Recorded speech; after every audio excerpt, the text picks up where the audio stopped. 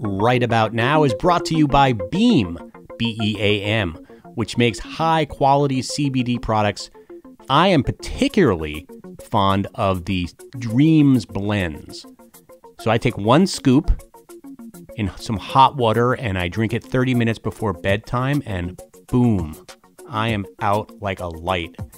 Beam is offering a special discount for Right About Now listeners. All you have to do is go to Beam, BEAMTLC.com, and use the promo code Right About Now for 15% off any Beam product. That's BEAMTLC.com with the code Right About Now.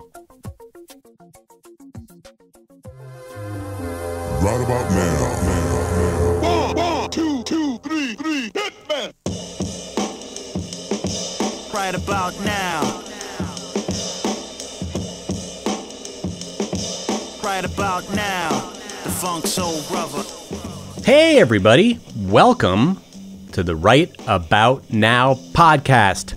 I'm your host, Jonathan Small, and this is the podcast that takes a deep dive into the lives of writers, their origin stories, what they have learned that makes them so good today, and what tips and tricks they can pass on to fellow writers and to just those who are dabbling. We have such an interesting guest today. Todd Scott is about to join the program. Jay leads a double life. He is a federal agent with the DEA, and he's been that way for over 20 years. He's worked cases and investigated international maritime smuggling and domestic meth labs. He led a multi-agency strike force, which was dedicated to attacking Mexican cartel smuggling routes.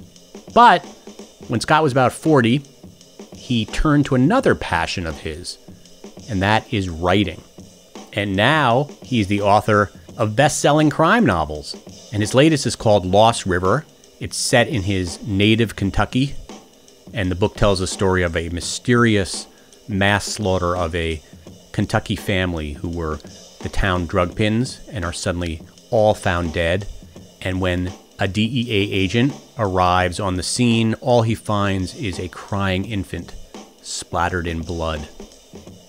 And the book takes place from there. So when I found out about Scott and this double life that he leads, I just had to talk to him. I talked to a lot of writers. Don't talk to a lot of DEA agents. And so I had questions, and he had such fascinating answers. First of all, we talk about what he actually does as a DEA agent, including his undercover work. We talk through his process of writing and how much of his real life intersects with the stories that he writes and the characters that he writes about. And then we get deep into talking about law enforcement in general. Certainly has not been a great few years for law enforcement. Scott has a very balanced and I thought somewhat progressive thoughts on that topic. So that was good to hear and encouraging to hear. I'd love to hear your feedback on the podcast. The best way to do that is to just leave a comment on my website, rightaboutnowmedia.com. I have all the podcasts up there for you to listen to, and there's a little comment section. It would be nice to get a comment that wasn't from a Nigerian prince looking for some money. I'd love to hear from you because when you put a show like this out every week, it's hard to know what people think. I can just go by numbers that I see, and thank goodness and thanks to you guys, the show is growing and growing and growing. There was a lot of positive response to the Ken Follett interview. Unfortunately, I realized a week into that being published that I had published the wrong version of that interview, and my entire introduction to the interview was not in the interview, which was a heart sinking to my feet kind of realization. But hey, it goes with the territory. I learned my lesson to always double and triple check every podcast that I post. Todd Scott would have never let that happen because he is a man of the law. All right, without further ado, I bring you my interview with the talented Todd Scott. Scott Todd, welcome to Right About Now. So, such an interesting person you are. Certainly the most interesting person I've talked to this month. Well, I think that's a good thing. Yeah, it's definitely a good thing. I don't have this opportunity very often to talk to somebody who's both a DEA agent and a best-selling writer, father of 3. First of all, just let's talk about your life as a DEA agent. What does that mean? What do you do? What's your sort of daily life like?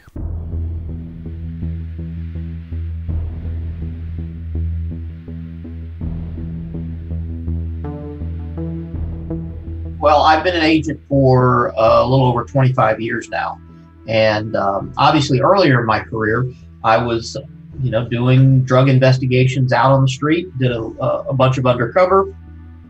I've worked on both coasts, on the border and overseas.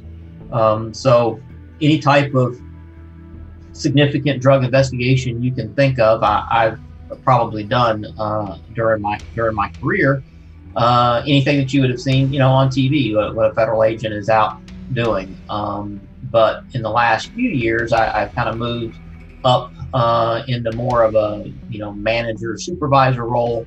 And now my job is to keep these younger agents, safe out on the street, doing the sort of things that I used to do. So I'm more of, I sit behind a desk. My family's thankful for that. And it's all these younger guys that are out doing the really hard work now.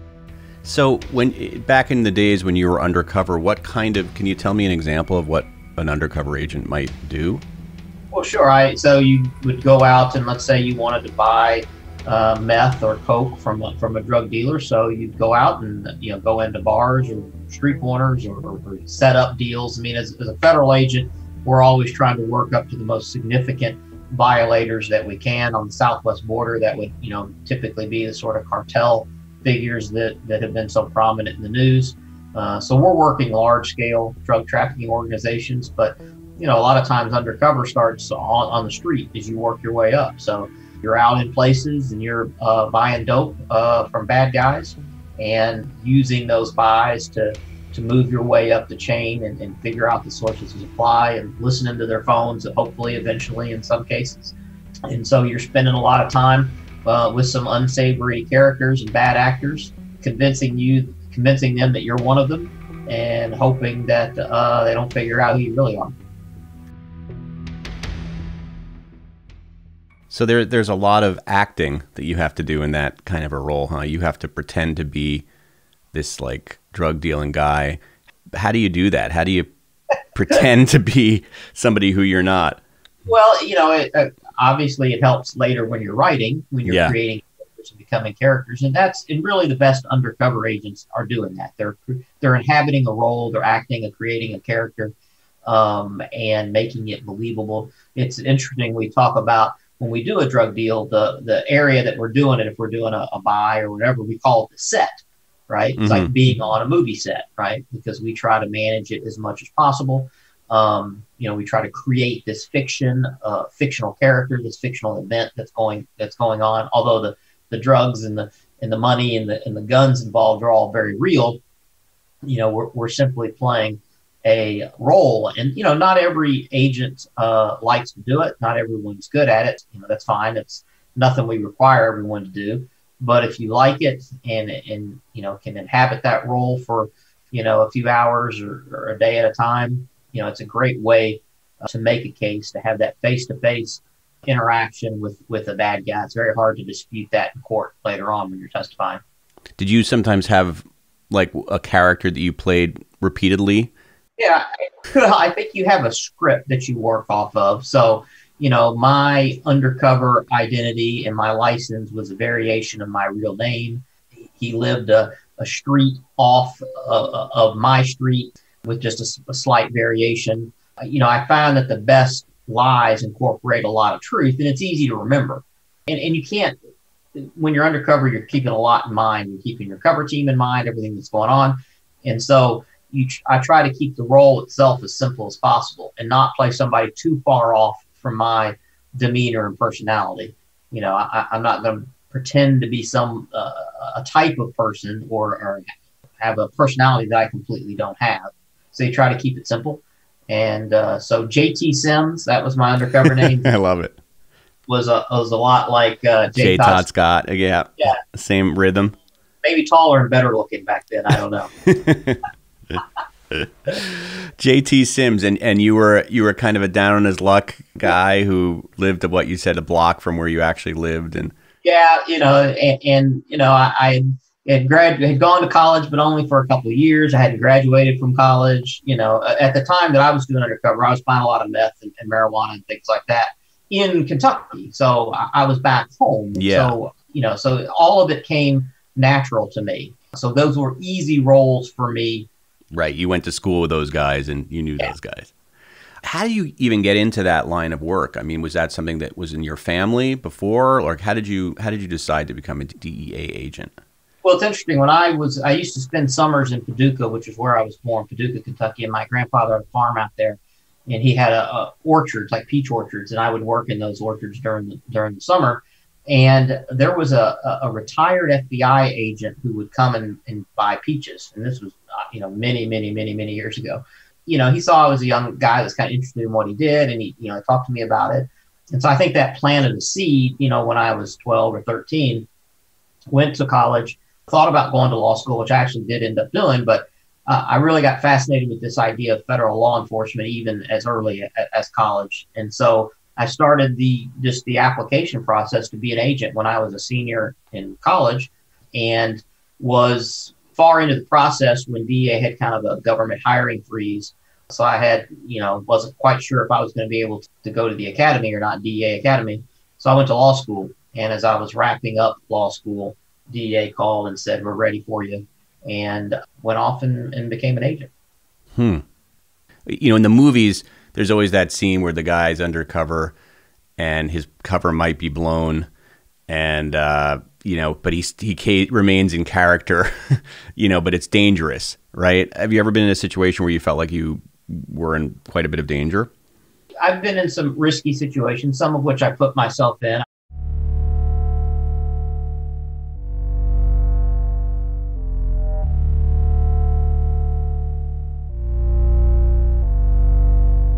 I did a undercover deal. I was in a bar with a guy, and I was wearing a wire. And this is many years ago when the wires were kind of still like you see on TV and movies, like basically a wire, a stereo wire taped to your chest. Right. And some of my cover team had been identified outside, in their cars, and so he knew that police were in the area, law enforcement was in the area. He just didn't believe that I was one of them.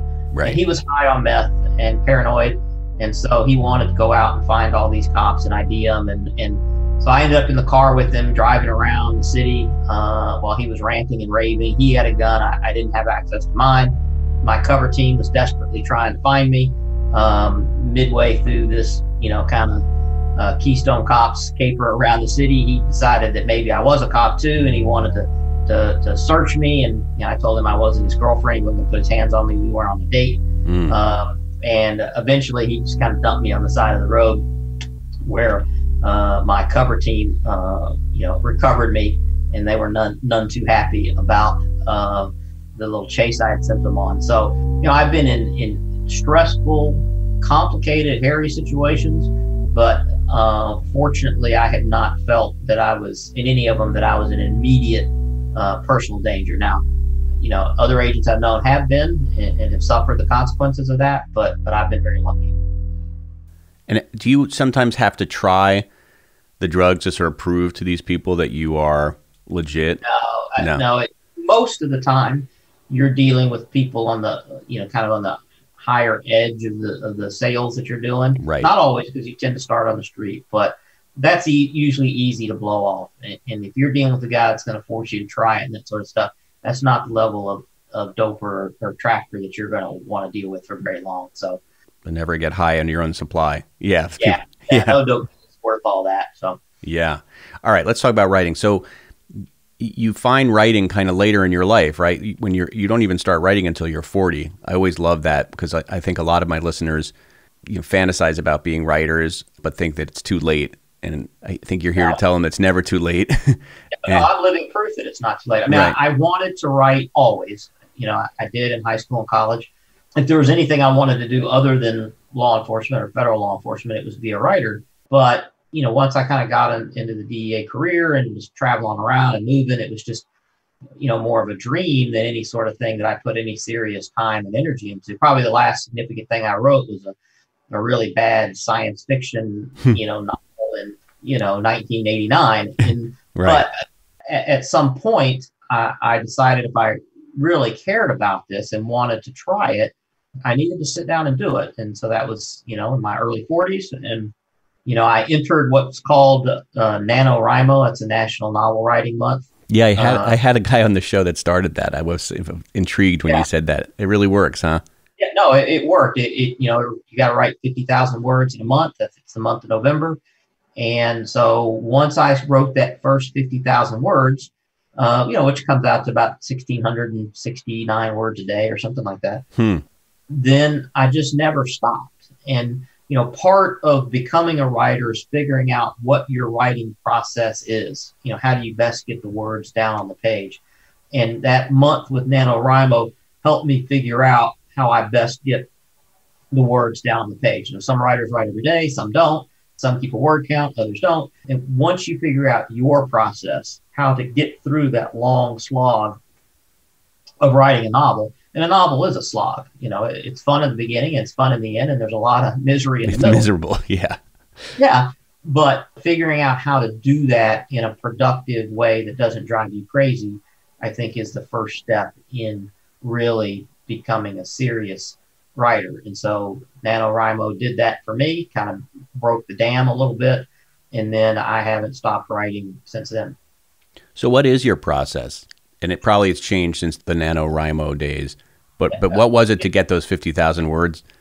Well, then because I was scrambling to get done and print out my little certificate, which is your only reward. I wrote at lunchtime, I wrote at night, I wrote, basically anytime I had a few free minutes. And did you have an outline, or were you just kind of running? Were you just writing? I just started, starter gun and went. And that's still how I write. I'm a little more formal now about when I do it, but I don't really work off of an outline. But I get up real early in the morning. I write every day, 7 days a week. Monday through Friday, I try to get about 600 to 700 words done, before I go into my day job. Saturdays and Sundays, I try to do a little bit more because I have a little bit more flexibility.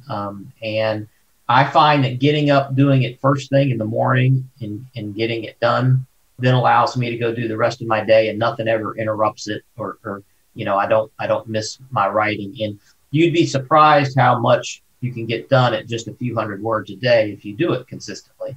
Yeah. But, other writers really struggle with that. A writer I know real well, David Joy, another Putnam author, he says, that sounds like work to him. He doesn't write every day.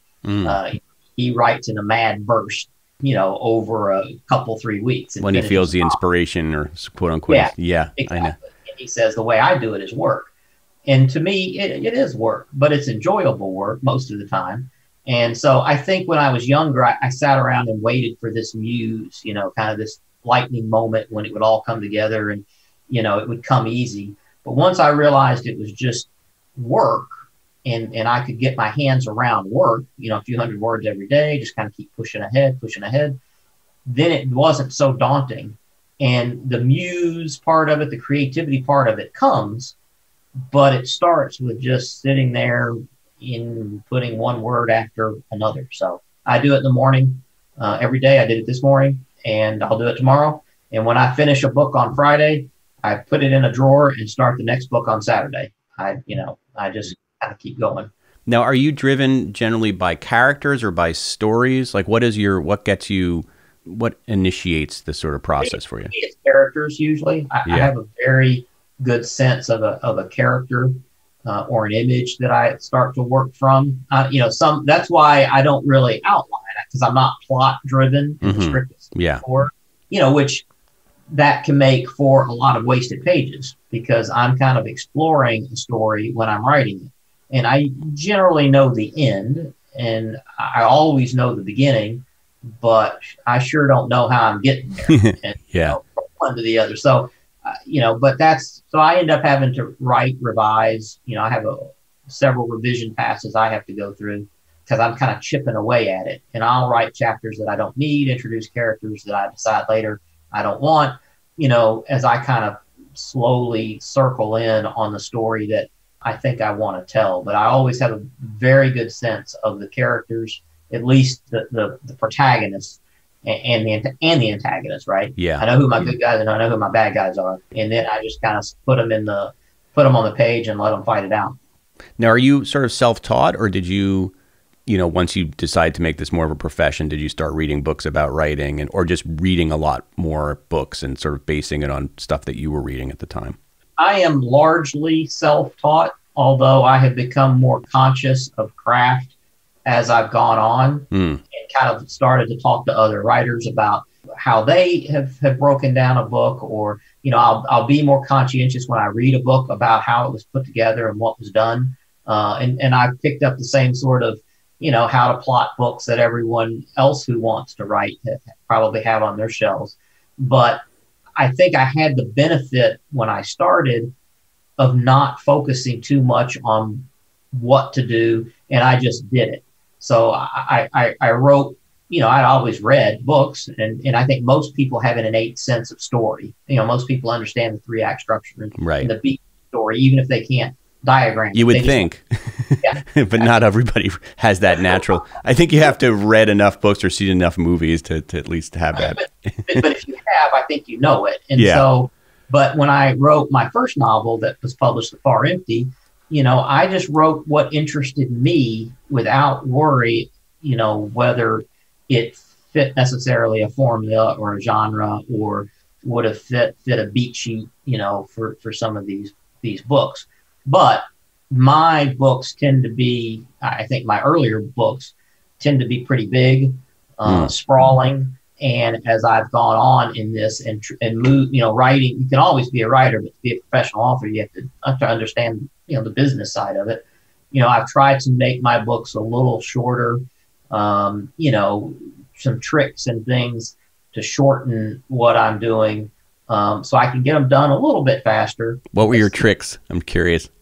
Yeah, well, I tend to be a slow wind up writer, right? Like I've never met a prologue I don't like. My books tend to build slow, end with a bang. It's just, that's the sort of books I read. That's the sort of stories I like.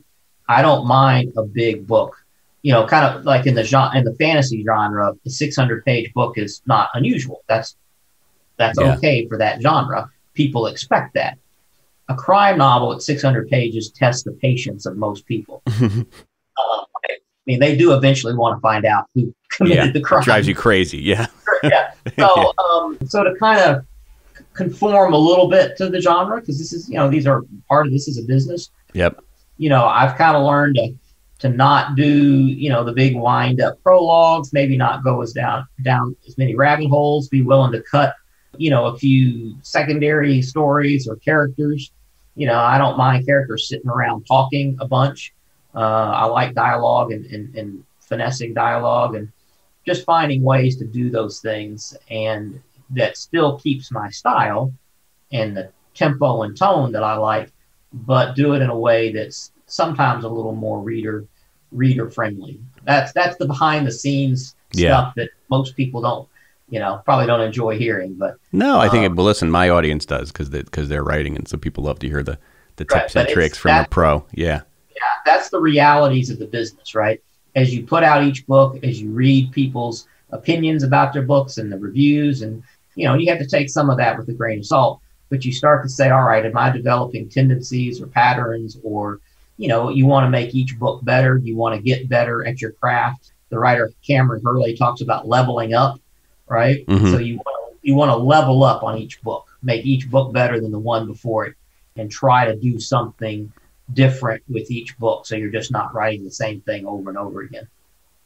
What % of your books are based on your own experience in the field as an agent? Well, I would say Lost River, because it focuses on a DEA agent, is probably the most representative of what an agent might go through or how a case is done. I think the other books reflect what it's like to do law enforcement on the border, which I did for nearly 15 years. None of the 4 are about my career per se, but you can't write these things. You know, they're all crime novels. They're all somewhat drug related or drug tangented, you know, and not have the DNA or the fingerprints of my career all over them. I mean, I think what I would like people who read them to do is when they see the police work or the politics or the dynamics of, you know, rural policing or federal law enforcement or investigations, what they're seeing there is realistic, even if it's not really about my career. And the characters that they're seeing are composites of people that you've met, or even maybe sometimes actual people that you've worked with or arrested. Sure. I mean, you know, those people leave indelible impressions in your mind. You know, Casey Alexander in Lost River, the most recent book, you know, she's an amalgam of several great female agents that I've worked with. And, you know, Chris Cherry represents, I think, you know, a certain type of agent or a certain law enforcement officer at a certain point in their career. And, you know, the bad guys, the little Paris in Lost River, you know, are reflective of real bad guys that I've met. Yeah, and put handcuffs on. So yeah, thank goodness. Your perspective on just humanity must be different than a lot of people because you've really seen some of the dregs of society. Do you ever have sympathy for these people? Do you try to understand why they are who they are? Yeah, and I think most good law enforcement officers and agents still maintain that empathy and sympathy, that humanity. You know, I think you shouldn't lose it. And oftentimes the bad guys in my books, I probably go to too much effort to humanize them, right? There's very little of them that I consider, you know, cardboard cutout bad guys. They all have their own motivations. They're all the heroes of their own story, right? That old saying. And they oftentimes wouldn't see themselves as necessarily bad guys. Right. They're cognizant that they're doing really horrible things, but they all justify it at some level. In my experience, it's most of the people I've met, you know, most of the guys that I've arrested, you know, have some justification for why they are doing what they're doing in their situation. It may not make sense to anyone, but it makes sense to them. Right. And then to the reader, in the case of when you're doing a book, it needs to make sense. Otherwise, people are just, to have sort of evil without a humanity behind it seems like, very, like you said, cardboard. Yeah, and most of my books deal in shades of gray, right? You know, the good guys often have flaws. The bad guys occasionally step up and do something moderately decent. And I think that's more reflective of real life, or at least the life that I've led. Yeah. In Lost River, you mentioned this, but you go back to Kentucky. Your other books were set in Texas.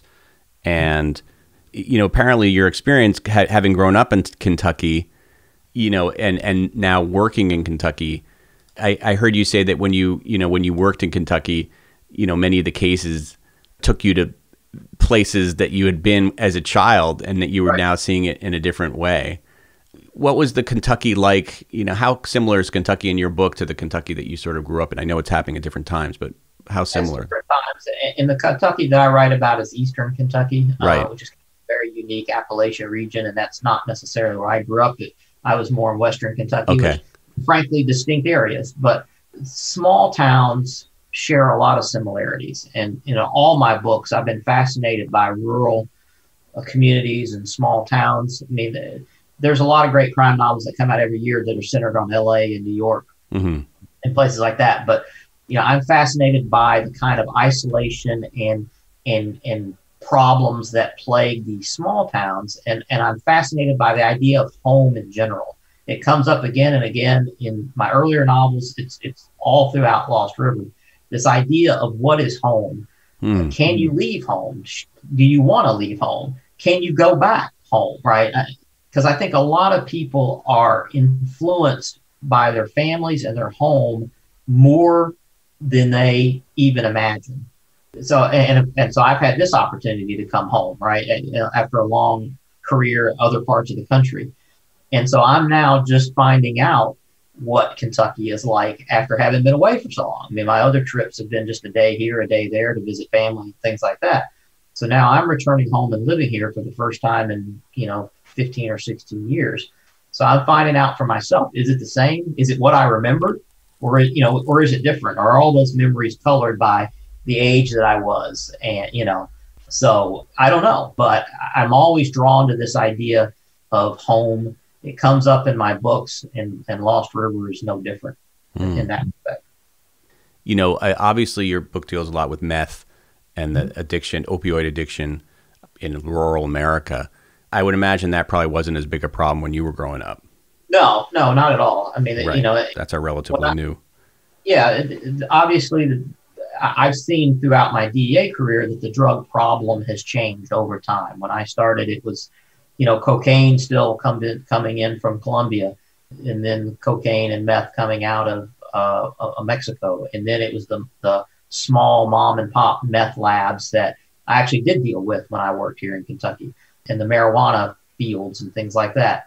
I saw the beginnings of the opioid epidemic here when we were dealing with the pain clinics, the pill mills, and that sort of thing. But I don't think any of us realized at the time exactly what that would lead to.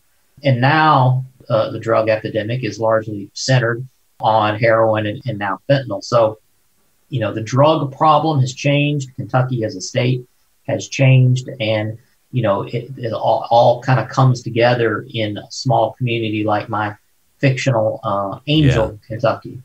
And that's what I wanted to explore.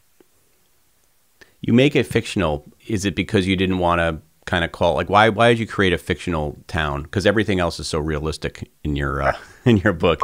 Yeah, and it's based on a real place. Right. My Angel, Kentucky is loosely based on Louisa, which is right there on the border. And a lot of the geography is spot on. I did the same thing in the Far Empty series as well with Murphy, Texas. And I think it's because I work in a lot of these areas. And so I oftentimes don't want to, and my books tend to deal with corruption and things like that. Right. I don't want to point a finger at any particular real place or real police department or real whatever I'm dealing with. And so I want it to feel real, and I want a lot of it to be three-dimensional in the sense that you can look up the Big Sandy River, or you can look up these places and they all really exist. But a fictional town gives me the ability to dive into it and say things about it in a way that I wouldn't feel comfortable in a real place with folks that I really work with. So the book is told, and I don't want to give too much away from about the book, but it is told in a 24-hour time frame. So it's like the clock is ticking from the moment you pick up the book. Why did you choose that concept? Because that kind of limit you also as a writer. You can't, you're kind of stuck in a time constraint of time. Yeah, I did that purposely. As we're talking back to kind of how challenge yourself on each book and pull up on each book. So I had done these big sprawling novels that covered a lot of time and a lot of locations, a lot of characters. So I wanted to do something that was much smaller than that and much more immediate. And so I put myself on that clock and said, how much terrain could I cover? How much narrative could I cover in a 24-hour period? And just limit it to a very small, for me, cast of characters, and really drill down and focus on this one point in time. I knew it was structurally a challenge, and the book is structured very uniquely in this kind of way. It focuses on different perspectives. Yeah. And I knew that was a challenge. I knew it might challenge the reader as well, but I kind of wanted to write about the opioid epidemic, which has been well covered in many books and many great articles and news pieces. I wanted to come at it from a completely different way and angle that a reader might not expect, and then challenge myself to see if I could do it. What do you think is the most misunderstood thing about the opioid epidemic? Because I'm sure you probably read a lot of news reports about it. You watch the news, the way people report on it, the way people talk about it. What do you think people don't understand, having been there? Really, you're watching it firsthand.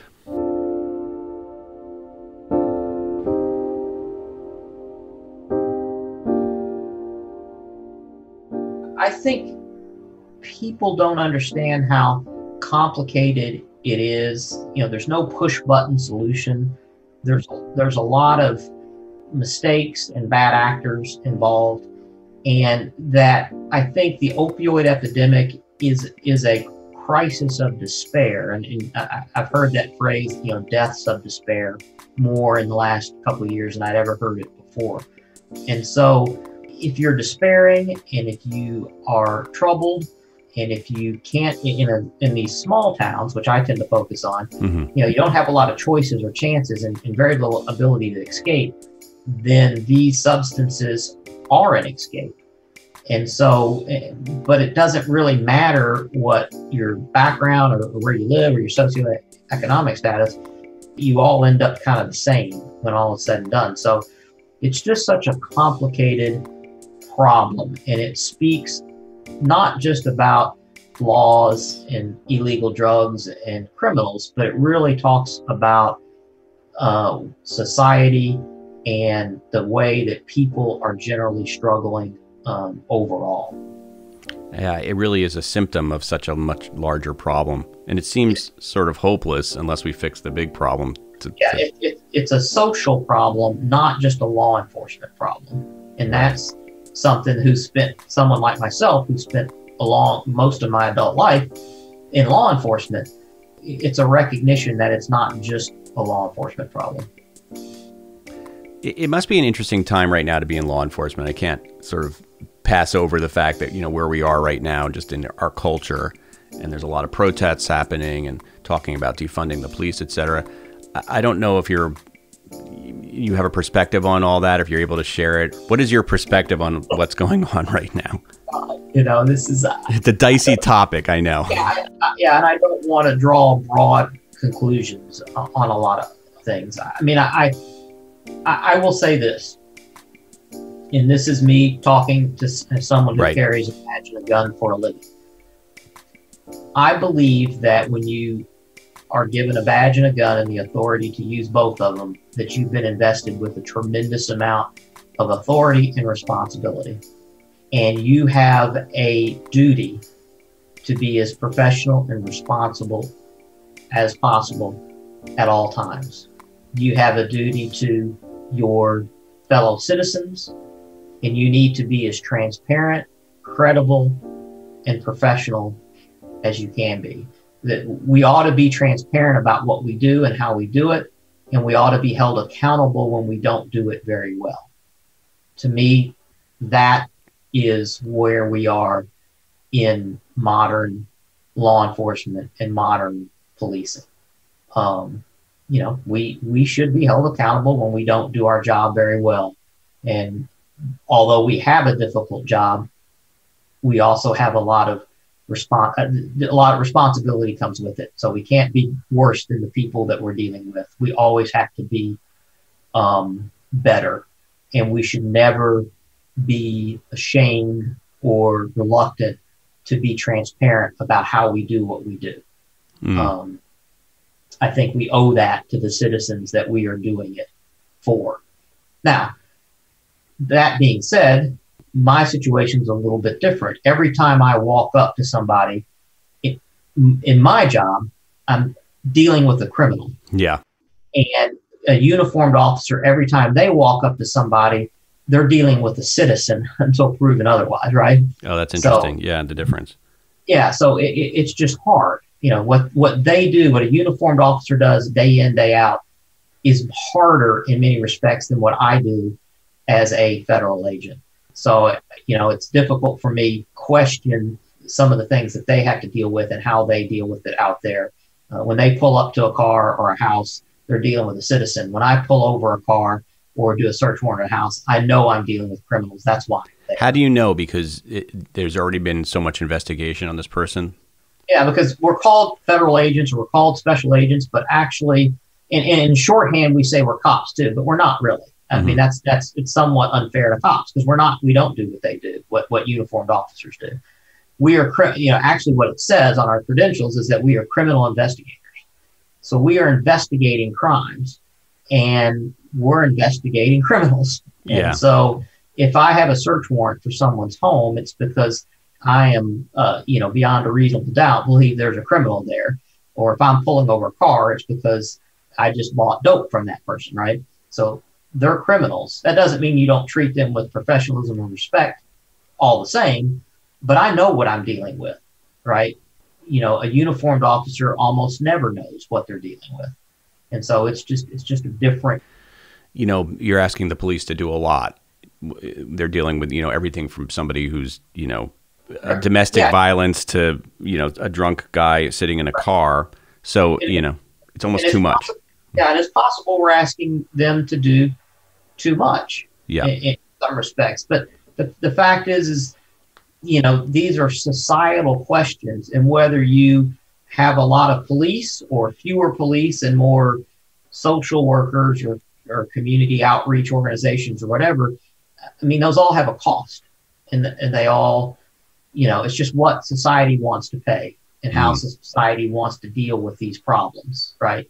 And up to now, it's been predominantly through, expansive, police forces and police presence. Maybe that won't be true in the future. I guess we'll find out. We're going to find out.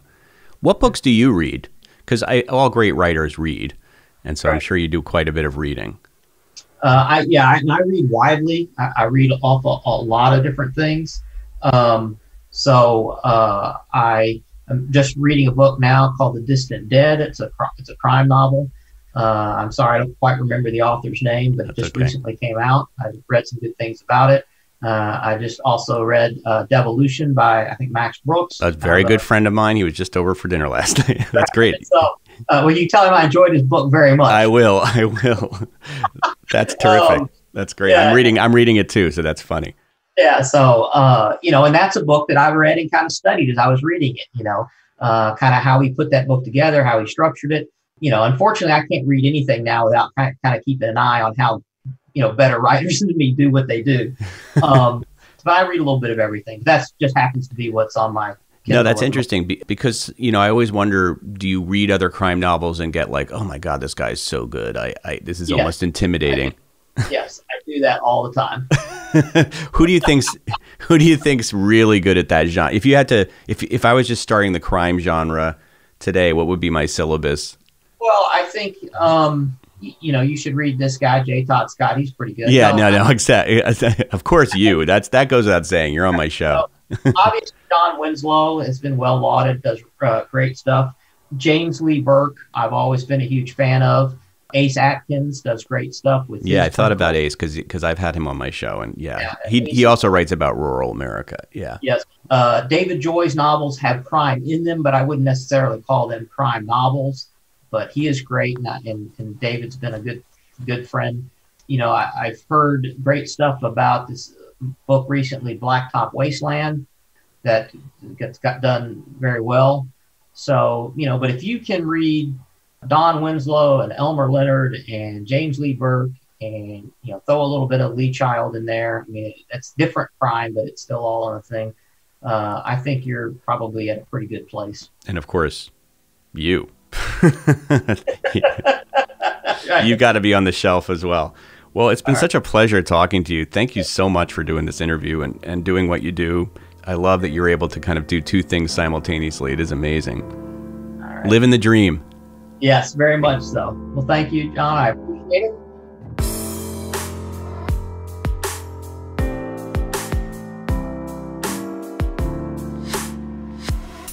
Thank you so much for listening to the Right About Now podcast. I hope you enjoyed this show. Hey, and if you found this podcast valuable, please do me a favor, shout it out. You can write a review on the Apple Podcast page. Give me a rating. It really means a lot to help my shareability and to help other people like you discover the podcast. Plus, I love hearing the feedback. Next week, we'll have Sarah Seeger on the program. Sarah is an astrophysicist and the professor of physics and planetary science at MIT. She makes her living looking for life on other planets. And she has written a beautiful new memoir called The Smallest Lights in the Universe about her career and dealing with the tragedies of the death of her husband and her father. So until we meet again, this is Jonathan Small. Do the right thing, everyone.